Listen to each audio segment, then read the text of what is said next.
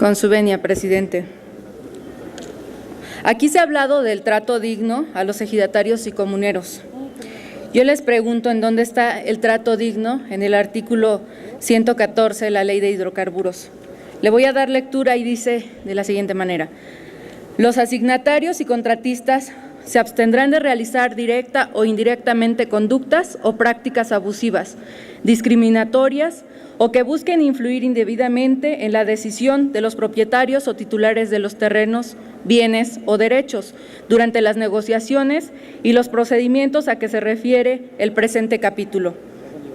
En los casos en que se acredite que el asignatario o contratista incurra en las conductas señaladas en este artículo en más de una ocasión, estamos permitiendo entonces que esos contratistas o asignatarios abusen, discriminen, engañen, presionen, amenacen a los campesinos o cualquier cosa que se englobe dentro de las prácticas irregulares en el procedimiento de negociación. Entonces, les permitimos que hagan por más de una vez, y ya si en la segunda ocasión se acredita que incurrieron en estas prácticas, entonces estos permisos o autorizaciones, dice el artículo, podrán ser revocados o el contrato para la exploración y extracción rescindido.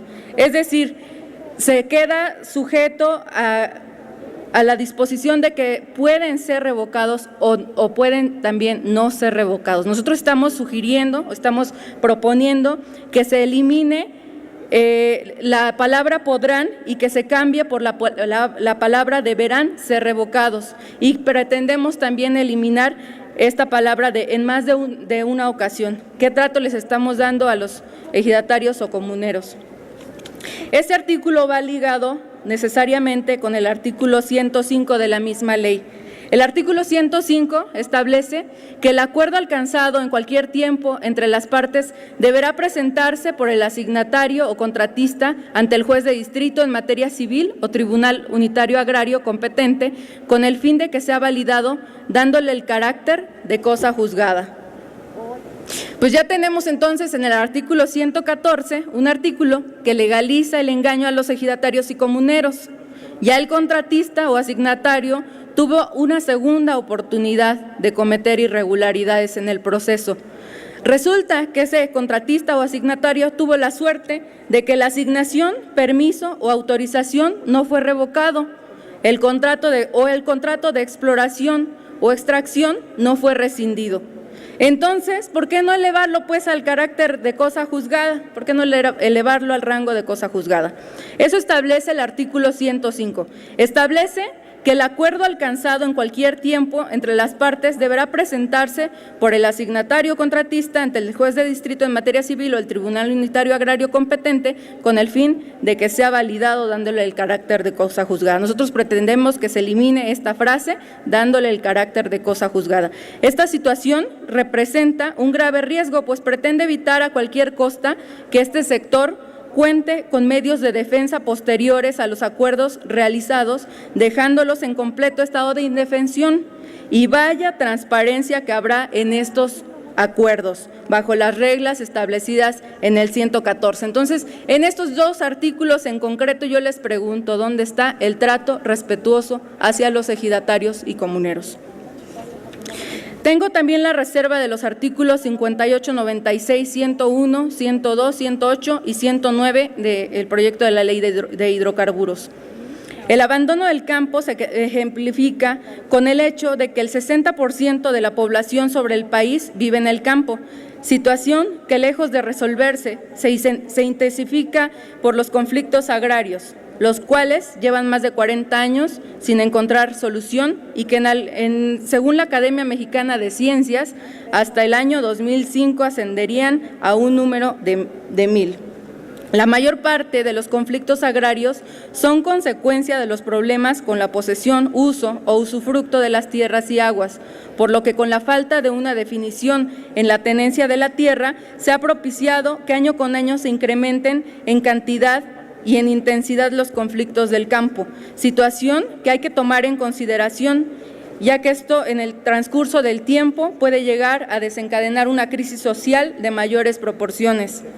Los proyectos que han hecho empresas privadas dentro de los núcleos ejidales y comunales han provocado desplazamiento de los miembros de la comunidad, quienes emigran a zonas urbanas o incluso de forma ilegal hacia otras naciones. También provocan la destrucción y la pérdida de las tierras en las comunidades, dañando de forma irreversible los medios de subsistencia de la infinidad de familias campesinas cuyo único sustento es el trabajo en el campo.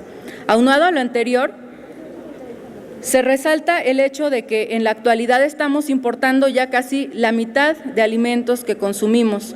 La acelerada descampesinización provocada por la reorientación en las políticas públicas dirigidas al campo durante los últimos 20 años es también una de estas causas. La explosividad social latente y la incorporación de los jóvenes del medio rural a las actividades delictivas del crimen organizado son un fiel reflejo de esta realidad. Por otro lado, en el contexto internacional, la importancia que cobran el abasto oportuno del agua y los alimentos comienzan a ser elementos fundamentales de la geopolítica. Por primera vez en la historia de la humanidad, los países más desarrollados cuentan con reservas alimentarias inmensas. Todos conocemos la razón. Los combustibles fósiles tienen sus días contados y los biocombustibles pasarán a ocupar su lugar. Es oportuno señalar que en muchos de los casos las actividades agrícolas son el sustento de las familias campesinas y estas actividades fortalecen la soberanía y seguridad alimentaria, mismas que se verán afectadas, pues el sentido en el que se pretende aprobar el proyecto de reforma se corre el riesgo de seguir aumentando el destino de la tierra productiva y fértil a otros fines, como lo es la industria privada. En el artículo 58 nosotros proponemos eliminar el primer párrafo que dice: se consideran de utilidad pública las actividades y servicios amparados por un permiso. Pretendemos también la adición de un último párrafo que diga: la ocupación temporal únicamente podrá realizarse previo acuerdo de la contraprestación económica.